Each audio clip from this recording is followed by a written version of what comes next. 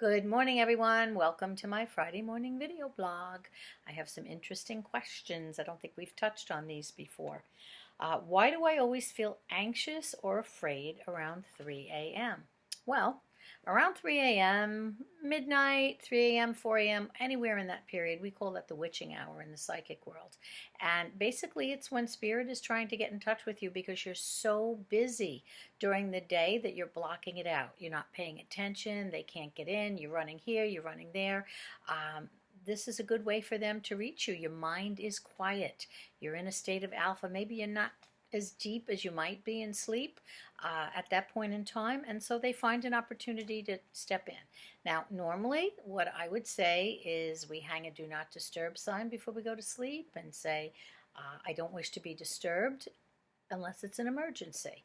Another thing would be to completely clear your space of any energy and say, no one's allowed in my space. You can do that as well.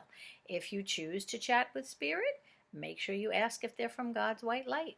You don't want to have any fear, but others can come in, tricksters, I call them tricksters, can come in and talk to you. So you want to be sure where they're coming from, but don't be afraid. You just have to kick them to the curb if you don't want anybody around. Second part of that question is, I live in a household with very negative energy. I try to limit my exposure with them and keep them in my prayers. Well, that's a great thing to do.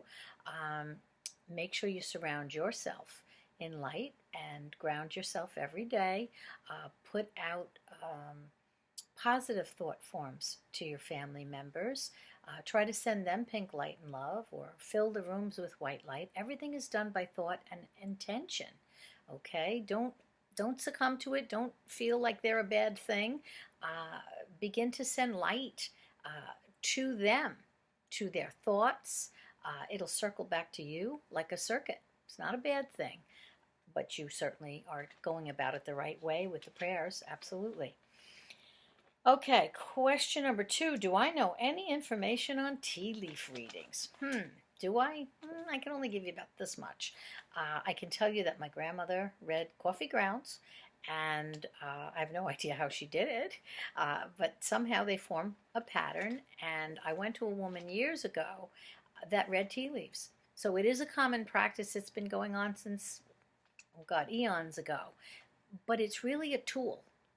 It's a tool. To me, it's no different than reading tarot cards or angel cards.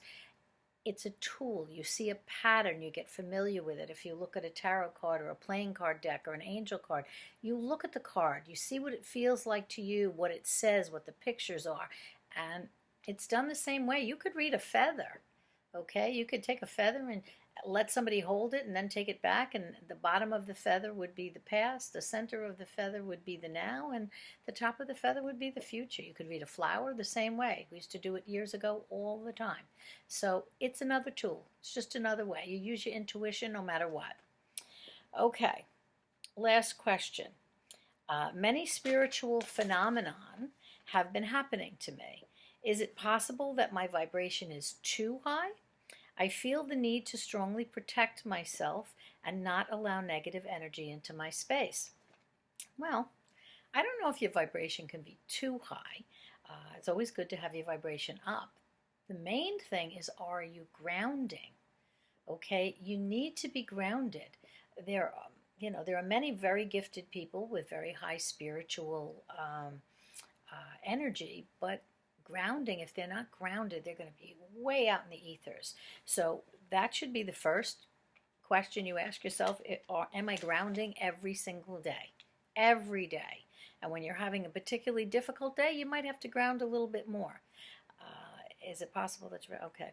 I feel the need to strongly protect myself and not allow negative. All right, so that's really the answer to your question. None of us want negativity in our space.